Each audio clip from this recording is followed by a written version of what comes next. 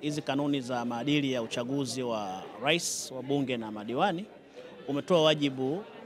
kwa wadau wa uchaguzi ikiwemo vyama vya siasa,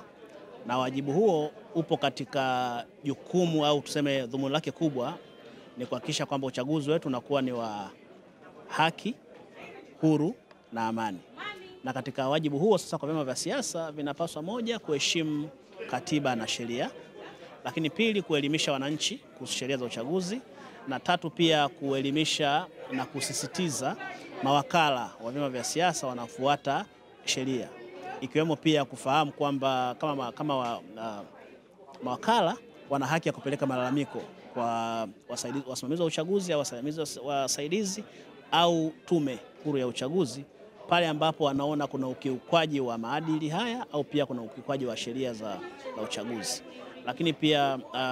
maadili haya yanafanya chama cha siasa ambacho kimesaini kiweze kushiriki uchaguzi.